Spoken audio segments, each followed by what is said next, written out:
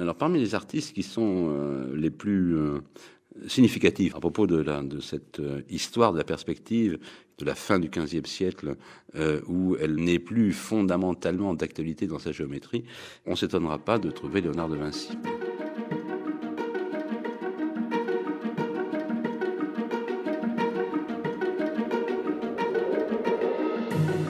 Léonard, qui est à Florence, actif à Florence, on va dire, entre 1469 et 1482, qui ensuite va à Milan entre 82 et 99, puis ensuite se déplace entre Florence, Milan, Rome, pour finir en France, à l'appel de François Ier en 1515-1516, et mourir, comme on le sait, en Touraine. Bon, eh bien, Léonard, parfait élève des ateliers florentins, il est intéressant que sa première œuvre, connue de nous, est un dessin, une vue de la haute vallée de l'Arno, et c'est le premier paysage de la peinture occidentale, au sens où la vue est prise depuis la nature.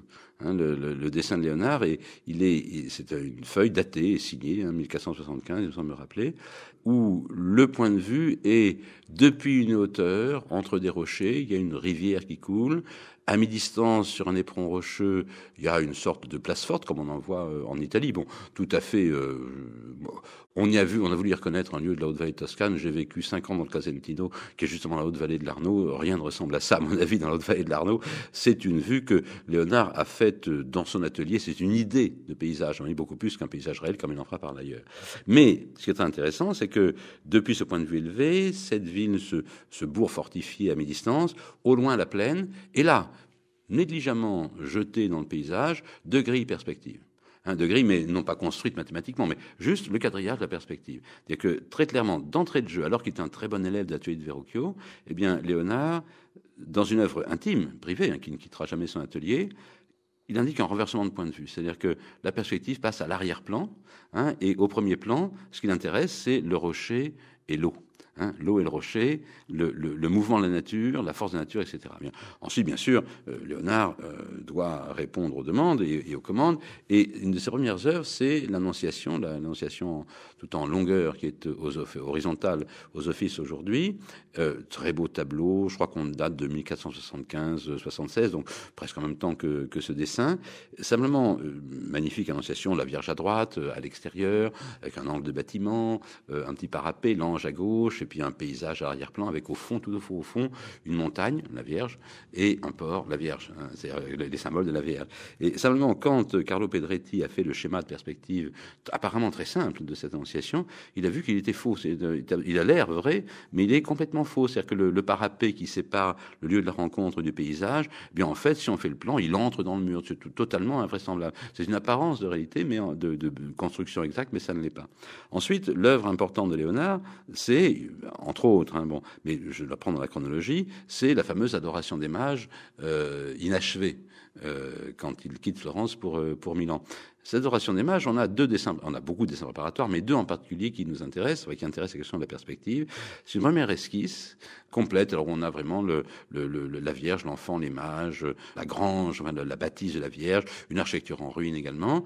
Et c'est d'une maladresse perspective, mais alors inconcevable pour quelqu'un du génie et de l'habileté de Léonard. C'est très surprenant, ce dessin. Très réussi pour les figures qui sont au premier plan, mais l'arrière-plan en perspective est inexistant, d'une médiocrité effarante. Oui, j'ai bien effarante pour un artiste comme Léonard, alors qu'il a déjà montré beaucoup plus de maîtrise ailleurs. Et puis la deuxième étude qui nous intéresse, c'est un dessin très célèbre qui est aux offices et qui représente uniquement la perspective, sans les figures.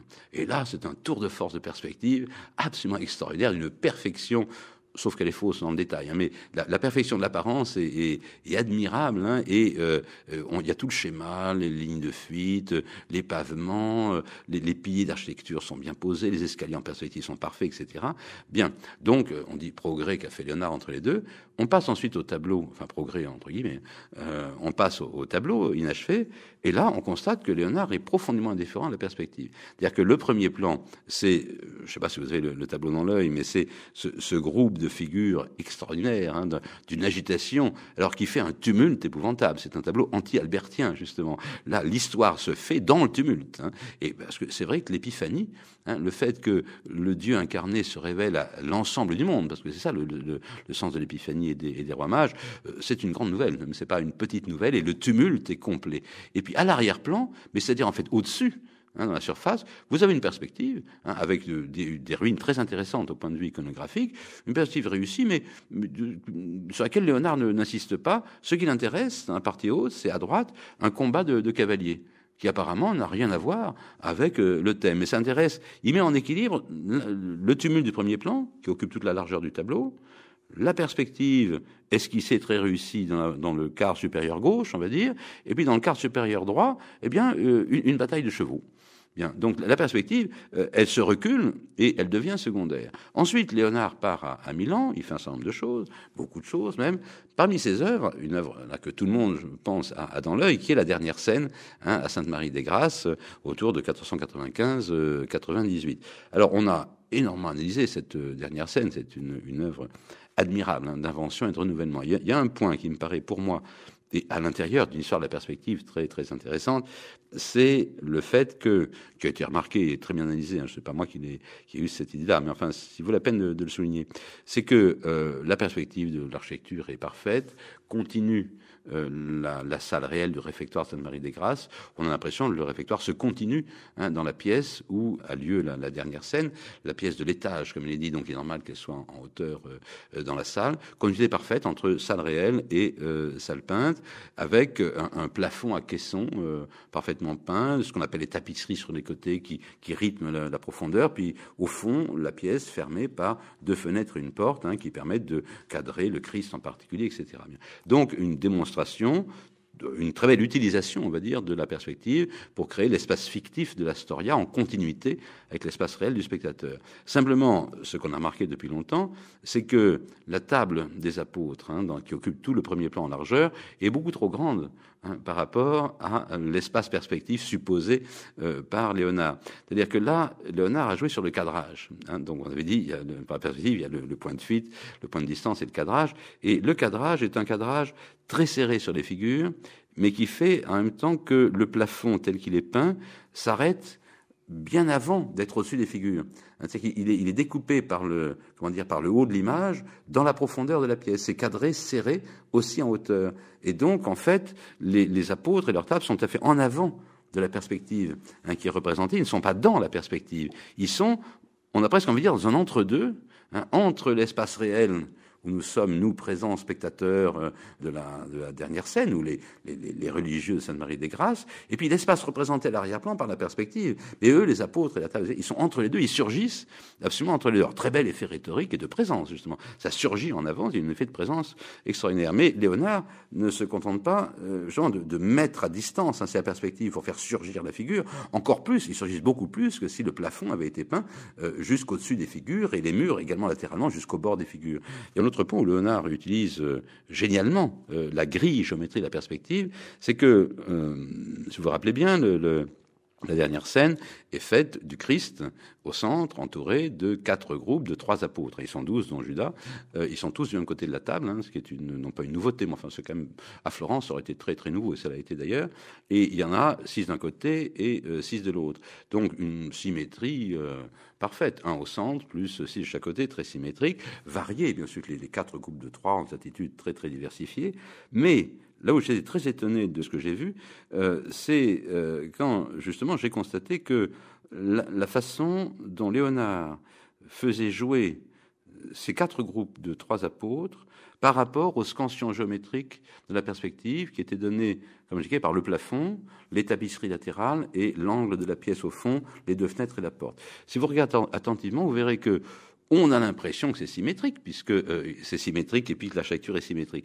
Eh bien, il n'y a jamais aucun des groupes qui correspondent à la disposition de l'autre. C'est-à-dire que si un groupe est devant une fenêtre et un pan de mur, à gauche, eh bien, il sera devant le pan de mur et la fenêtre à droite.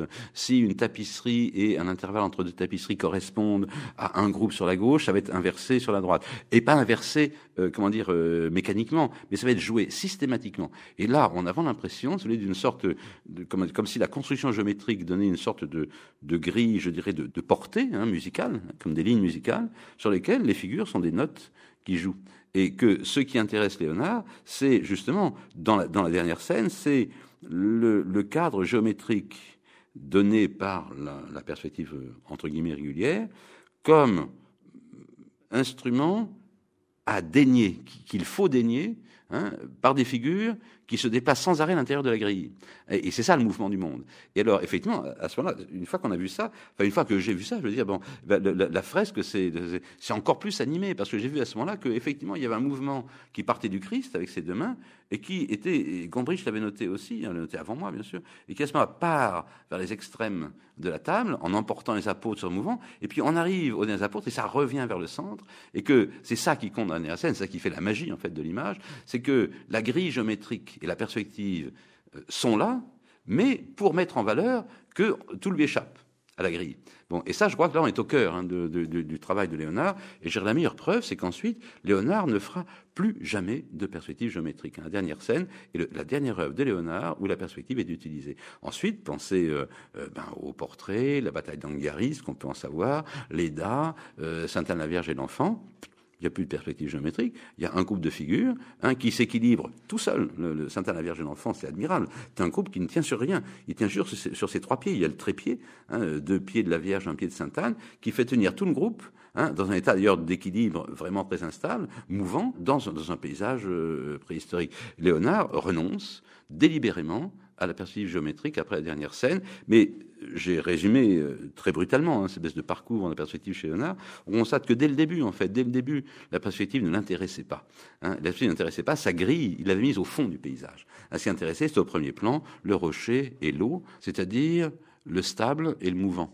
Et la rencontre des deux, et le fait que le stable même n'est en fait, le rocher, n'est en fait lui-même tel qu'il est aujourd'hui que le résultat d'un mouvement infini et indéfini du monde. Et c'est ce mouvement qui intéresse Léonard. Et donc la grille de perspective, elle tente de saisir, c'est comme quelqu'un qui voudrait saisir de l'eau dans un filet de pêcheur. L'eau, elle s'en va du filet de pêcheur parce qu'elle est mouvement. Et c'est ce qui intéresse Léonard, c'est ça. Et le mouvement, c'est ce qui intéresse toute la Renaissance aussi. C'est-à-dire Léonard est un grand pendant de la Renaissance parce que la Renaissance, ce qui intéresse, c'est le mouvement. Déjà, ça intéressait Alberti, qui donne des pages très nombreuses sur le mouvement en peinture. Et puis, c'est au XVIe, on dit que la grâce, c'est le mouvement et qu'il faut savoir reborder. Que le mouvement est l'essentiel de la peinture. Mais chez Léonard, c'est pas seulement l'essentiel de la peinture, c'est l'essentiel du monde. Le monde est mouvement, le monde n'est que mouvement, et les formes fixes ne sont que des conventions. Alors, les formes fixes, je pense à l'anatomie, par exemple, le dessin anatomique de Léonard, elles sont fixes, elles sont vraies, mais elles ne sont pas visibles. Et Léonard le dit très bien, on ne voit pas dans la nature ce qu'il représente dans ses dessins. Non seulement parce qu'il synthétise ce qu'il a vu, mais aussi parce que dans la nature, on ne voit pas les lignes de contour. On ne les voit pas. Et tous les peintres le disent. Les grands peintres disent on ne voit pas les lignes de contour dans la nature. Goya l'a dit, Delacroix l'a dit, Léonard est le premier à le dire. Alberti disait il ne faut pas les voir en peinture. Il le disait déjà, Alberti. Mais Léonard va plus loin, il dit on ne les voit pas dans la nature. Bon, même si elles sont vraies, on ne les voit pas. Et donc, pourquoi construire un monde à partir de géométrie et de lignes, alors que le monde n'est que fluidité et passage. Et donc, Léonard est un de ceux qui, le plus profondément, mais là, c'est une dimension philosophique chez Léonard, montre que la perspective est effectivement un instrument, c'est un instrument, qu'elle ne sera en aucun cas être une règle absolument coercitive, parce que les artistes en jouent, et quand même, on peut très bien s'en passer, tout en faisant des tableaux, entre guillemets, en perspective. Mais alors, Léonard a travaillé d'autres perspectives, la perspective géométrique, perspective aérienne, perspective des couleurs, perspective des ombres, perspective des pertes. Comment la perspective des pertes, de la perte de perception. C'est-à-dire qu'il y a de très belles phrases, très beaux dessins, qui montrent comment, au fur et à mesure qu'un objet s'éloigne, on le voit moins bien. Et donc, c'est une perspective de la perte de vision en fonction de la distance. Bon. Et Léonard, il y a 4 perspectives chez Léonard, et chacune est une elaboration où la perspective des lignes, dans les 4, il y a la perspective des lignes, mais ce n'est qu'une des perspectives parmi toutes les perspectives permettant de représenter l'aspect du monde, c'est-à-dire non pas un monde de forme fixe observé par un observateur immobile et qui aura un œil unique, mais l'aspect d'un monde de forme mouvante observé par plusieurs spectateurs éventuellement, comme dans la dernière scène, et ayant un regard mobile, parce que nous avons tous 2 yeux qui n'arrêtent pas de bouger. Et donc, l'idée de la perspective comme contrainte, dès la fin du XVe siècle, elle n'est plus d'ordre de jour, et Léonard montre à quel point on peut, à l'intérieur l'intérieur même du système, le dépasser sans plus faire appel à la géométrie. Mais à autre chose, cette autre chose, ça va être essentiellement l'atmosphère et les ombres. Ce qui intéresse Léonard, ce sont les ombres. Et les ombres, on ne peut pas les saisir en perspective. C'est simple, parce qu'elles ont des bords indéfinis, dit Léonard. Celui qui fait une géométrie des ombres, c'est Dürer, mais il n'y arrivera pas vraiment. Léonard essaye, et à un moment, il y renonce définitivement. Il n'y a pas de géométrie des ombres.